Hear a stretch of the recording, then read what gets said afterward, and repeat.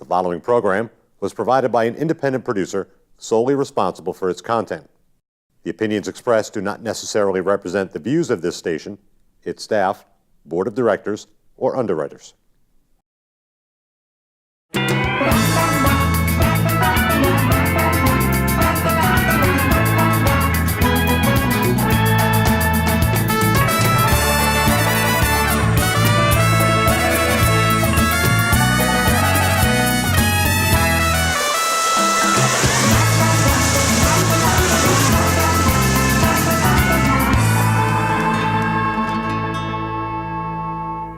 Hey there, everybody. Welcome to the Happiness Jungle TV show with yours truly, your Chief Happiness Officer, Lyn-Dee Eldridge. I'm really blessed to have with us today Pastor Jose Luna, and he has a TV show here as well called Common Sense. And I met him just this past weekend at a very good friend of ours, her book signing, Diane Parker, and I can't stop smiling since. And I wanted him to come on the show because he inspires people from their youth to their adulthood to just become extremely better and believe in themselves. So what a pleasure it is to have met you this weekend. Likewise, likewise. So excited. Pleasure is mine. Oh my gosh. And as soon as I said, would you come on my show? You're like, yes. Yeah. So there was an immediate connection. And we're here to help you all make a difference within your own inner circle. How about that? Don't worry about the whole world, Yeah, right? Yeah, yeah. Just concentrate on your inner core circle, family, friends, and we could help you reach a happier tomorrow. Can't we, Yes, Pastor? Absolutely, Yeah. absolutely. That's part of the whole process and part of the whole ultimate goal to help people to achieve their goals. Yeah. Absolutely, yes. One of the biggest things that inspire me is that you want to help children, and you help children. And then I found out that you work, Diane was talking, and you invited her to come and speak with your kids. And she said, sure, thinking that it was only going to be like 2 or 3 kids. And it ended up being 80. 80! Yeah. How do you have 80 children? Yeah, well, they are not my blood children, but I feel like they are in a way, you know. I work with the Sununu Youth Services Center in Manchester, and the Sununu Youth Services Center is moving from what is known as punitive to a treatment center. So, What's the difference? Punitive and treatment. What is that difference? well, it's a major difference. Punitive comes, of something that is punishable, something that, you punish someone for making or doing an offense. Before that treatment center somehow was extremely punitive, which means kids were punished for what they did. But many of these kids don't need to be punished. Right. Because some of these kids come from traumatic experiences.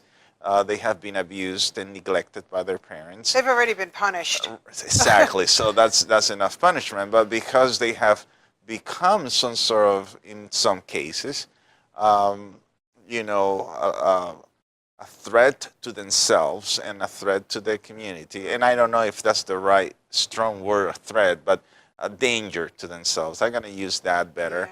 Yeah. In the sense that, if a kid has been in placement, from placement to placement to placement to placement, and it has put in jeopardy the physical integrity of himself, herself, or other people, staff, then it has to be brought to a place where it can be taught certain coping skills to deal with the anger and trauma they have experienced. Because usually what happens with kids when they have gone through this particular very deep, troubling experiences, they lash out on anyone.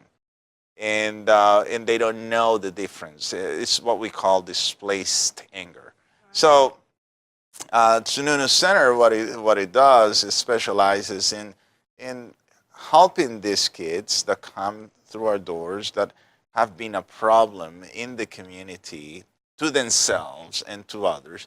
And then we teach them new coping skills. We help them to connect with themselves. We help them to connect with God in whatever form they understand God is. And once we do that, they have to go through a series of steps that they have to earn it by working towards changing their behavior. In order to change your behavior, you have to change the way you think. So as we teach them how to think better and approach situations in a different way, so they gain these new coping skills that help them to really do better.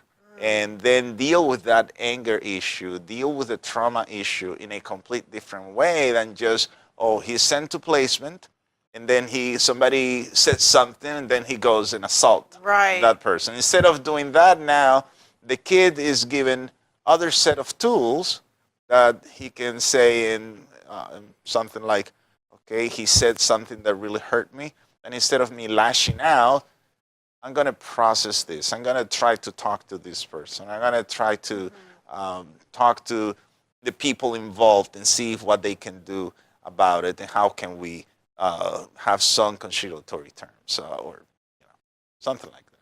Wow. The age group of children?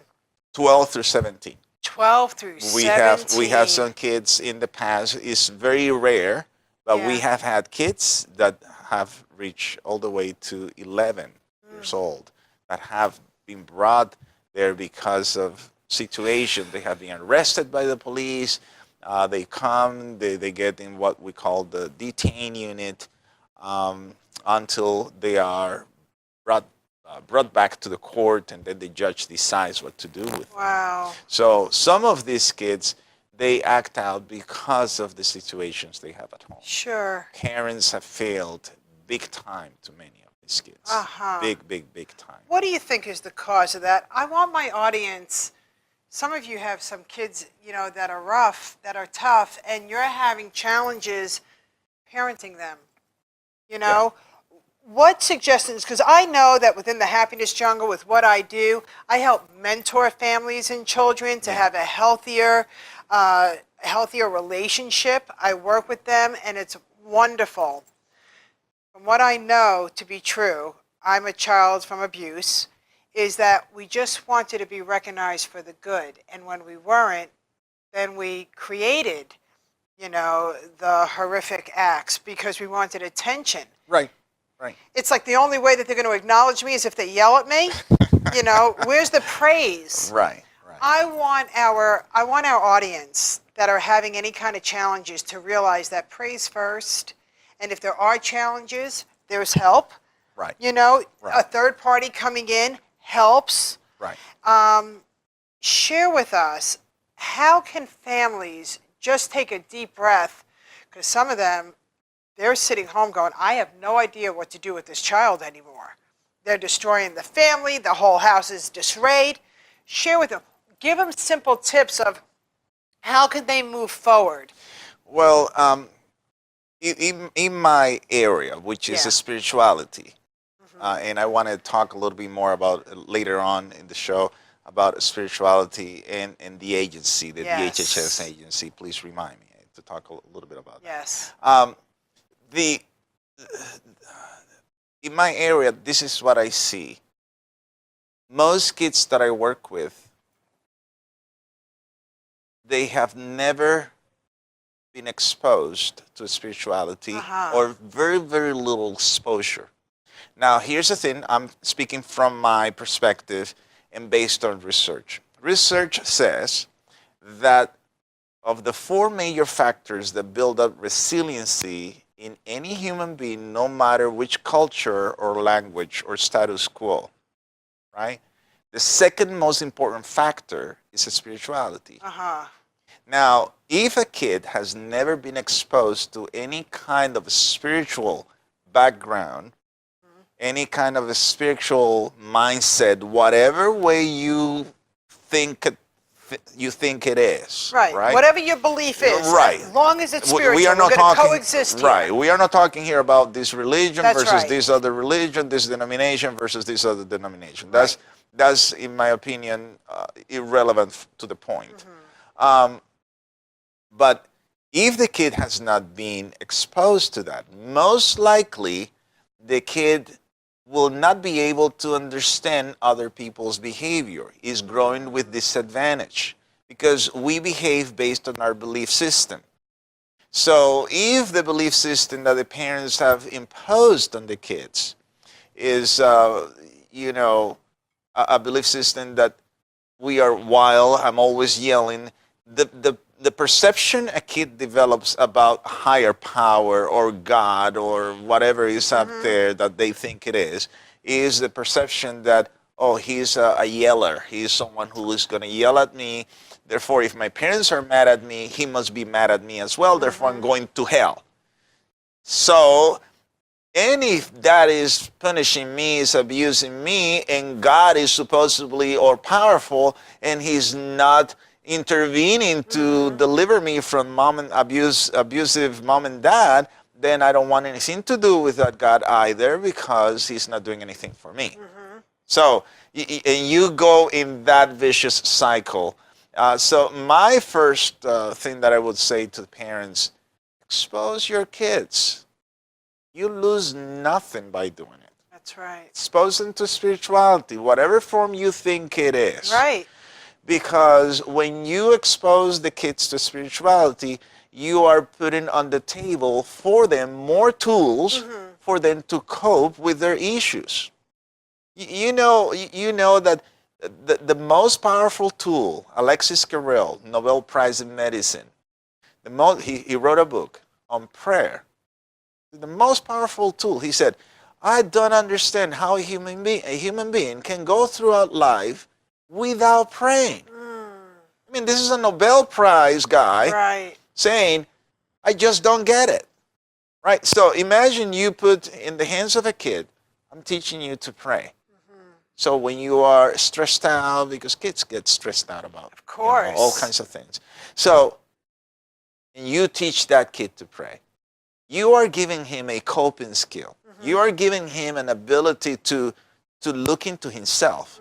You're giving him an ability to connect with something powerful, more powerful than he is, someone outside of himself, whether if that exists or not, whether he believes it or not. You are giving him a tool. So I would say, expose your kids. You don't lose anything. That's you true. know. Secondly, one of the things that we see here is that many parents, they want to be friends as opposed to parents. Oh, yes. Entitlement. Well, the kids have this sense of entitlement because parents... Enabling. So... you must remember, you are a parent, and You're a parent first. And if you can be friends with your son, with your daughter, that's wonderful. That's great. But you must not forget the fact you are a parent, and as a parent, your child doesn't have the necessary tools to make wise choices. That's why he needs guidance. So you as a friend, you can behave as a friend, but as a friend you're not going to give guidance. You're just going to give support. I have to ask you something, because right here, you're touching a really very sensitive nerve. Ooh, very sensitive nerve. I want to talk to you because I hear this all the time when I'm working with families. I hear the parents say, but when I was their age, I did it, so I feel like a hypocrite scolding them. And I'm like, no, that's completely, that's stinking thinking. Right. I think it's great that you went through that. That's right. Because it gives you more leverage to talk about. Right. Because now you can share your experience and say, I wasted this amount of time in my life and cost me a lot because I didn't pay attention to my parents or because I just had a reckless behavior. I do understand what you're feeling. Believe me, if you talk to your kid in those terms, I get it, I understand, because I went through that. But I want you to know that I love you no matter what. But my counsel to you is that this is what you should do. And in some cases, you have to say no. I remember this story happened in Montreal, right? Mom died of cancer. ovarian cancer. The kid, you know, he was a nice kid, actually. He was not a bad kid at all. He just was a kid, right? And he lived with that. And he was 16, and the friends called him, texted him, hey, we're going to have a party. The girls are going to be there. Come on, dude, you know, all that kind of thing. So he tells his dad, Dad, I need you to let me go to this birthday party of my friend. Dad says, what time are you coming back? And Dad, the party starts at 11. So, you know. And Dad says, you know the rules. The rules is curfew in this house is 11. So I don't think this is a good idea. Is there going to be an adult in there? No, Dad, you know. Son, please don't. Please don't. If the party is, you know, Sunday afternoon, you know, I have no problems. But a party starting at 11 o'clock for your friend, birthday party, 11 o'clock? I don't think so. Right. Right? It didn't sound right. So Dad said no. The kids continued texting him. Come on, dude, come on. You know, Stephanie, your girl's going to be here. You know, I'm using a fictitious name just in case, you know. Right. So he decided to sneak out. When Dad went to bed, he sneaked out. And he went to the party. In the party, of course, the peer pressure, you know, they have drugs and a lot of alcohol. He came home drunk. And I don't know if you have been in Montreal, right? All the houses, they look alike. You know, they're row houses. They're row houses, you know, especially in downtown. And, you know, they look alike. And he entered into this apartment. And, you know, usually the front door is open until you go to your particular unit. Okay. And he enters into it. And when he's trying to get into this particular unit, a guy comes boom, boom, boom, boom, and shot him 4 times. Oh, my goodness. He went into the wrong apartment of a neighbor. And they thought it was breaking in. No, the door was open because the neighbor never locked the door. Right. And what happened is he thought that somebody was getting into his home, and in the dark, he just shot him. 16 years old. If the son would have paid attention to that, right, that would have never happened. Was that probably too strong with it? Maybe Dad could have said, you know, son, I know that this is important for you. You can go. I'm going with you. I'm going to wait a couple hours outside. Maybe he could have done that. I don't know. I mean, I'm just saying. I think there are many ways to negotiate these things with the kids. The problem is that many parents do not learn negotiation skills, and they think that yielding to the kids' demands or requests will always give them, keep them in good terms. But in our experience at Sununu, just last week, a kid just stopped by. I want to thank everyone. And I want to specifically thank this particular 2 YCs, so-and-so. And we asked him why. Well, because these 2 guys always held me accountable. Today, I'm a very successful guy in the West Coast. This is what I do. This is my card. If you guys anytime swing by, you want to, you know, you need anything, just come and see me. I'm deeply grateful to what you have done for me. These 2 guys helped me by holding me accountable. So as they look back in time, they are realizing the people who held them accountable were the people who they are most grateful to. So, holding accountability to them, positive feedback, positive affirmation. I believe, I know it for a fact, kids want to know their parents care. And part of a constructive, not constructive, just the way that you want to communicate with your children Right. You know? Building up, you want to build up your kid. You don't want to tear him Right. down. There's no need to be rough in the No. way you respond. There's no need to say, oh, because I say so. Oh, that is the worst. Is that the worst? Did you like hearing that when you were a child? No, we didn't like that. No, it You didn't know. even make any sense. Well, how come I can't do that? Because why? Because I said so. What does that mean? So communication and understanding how to respond is... And negotiating. And You have to negotiating. learn how to Yeah. negotiate. And, you know, I negotiate with my kids a lot of times. That's right. You know, And there's nothing wrong with that. That's powerful. right. You know, a kid the other day said, I said something about, you know, and he said to me, that's not true. I said, well, I'm going to bring the document. If that is true, then you're going to do this consequence. Oh, no, I don't want to do that.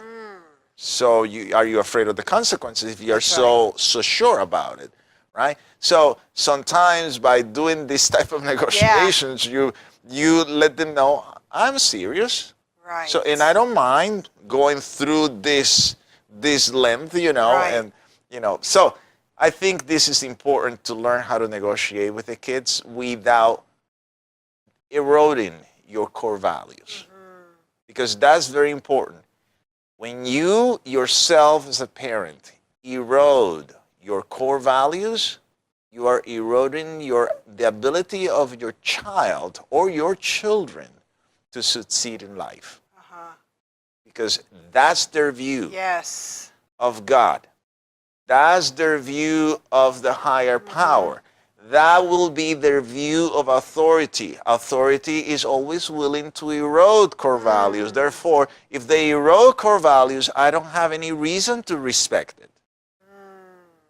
It's a very straightforward Right. concept. Right. And I love to teach children and adults about ownership. Taking ownership and being able to apologize, pause, and don't knee-jerk react. Think about it, the discussion, and Yeah. then come back to the table. Yeah, I tell my And kids. speak I tell my kids. with each other, not at each other, not to each other, but with. Yeah, I tell my kids when they say, "Hey, Dad, can I do this?" My own kids, Right. you know, flesh and blood kids. You know, said, "Dad, you think I can do this?" Well, I'm not sure. This is what I'm going to do. Let me think about it. I'm going to talk to your mom, and we're going to come up with something.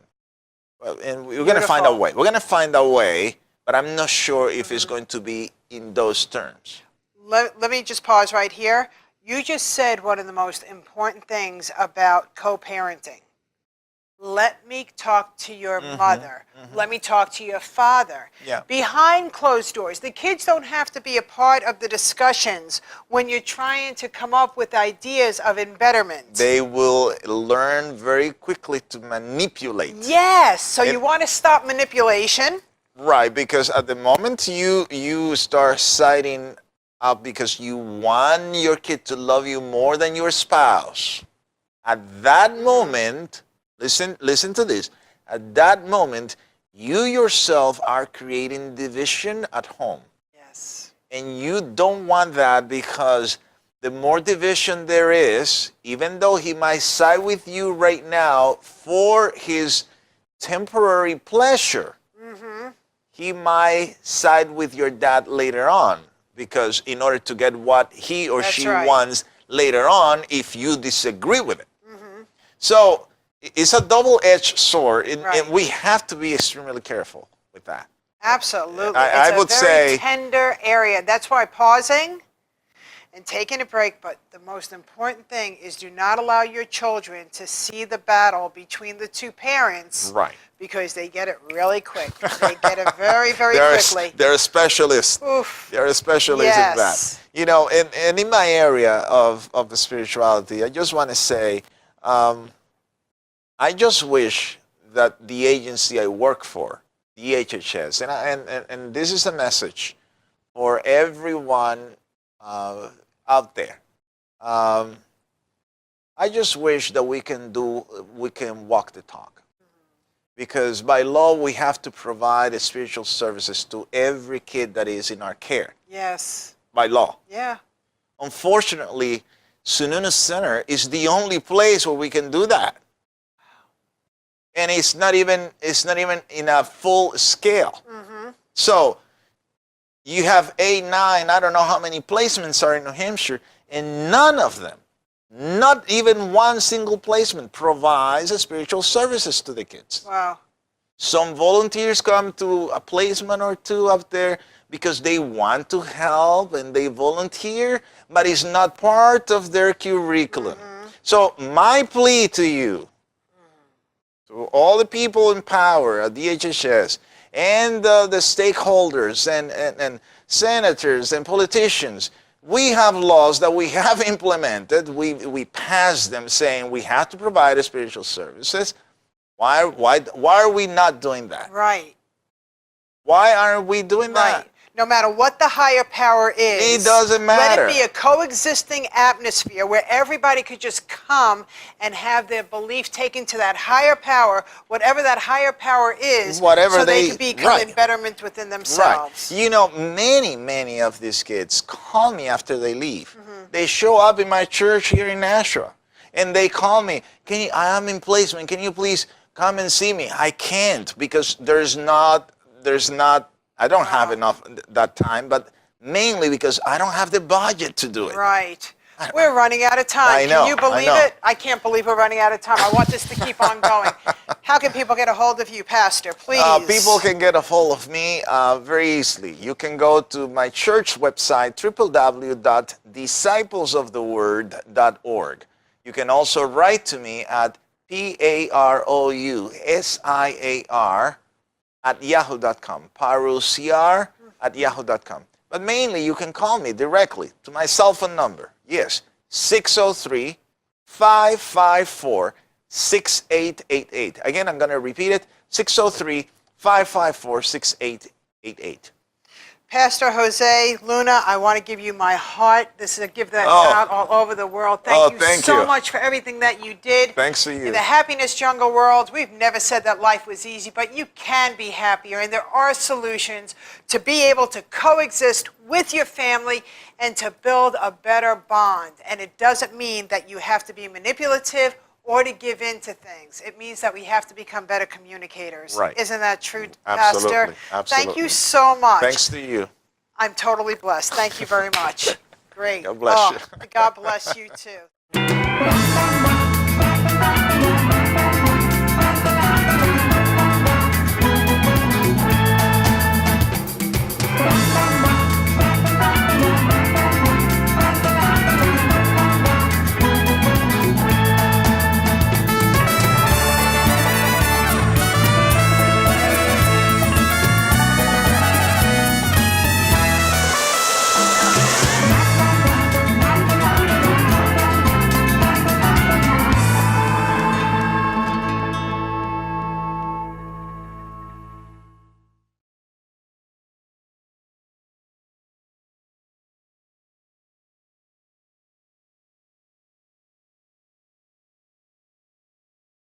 The preceding program was provided by an independent producer solely responsible for its content.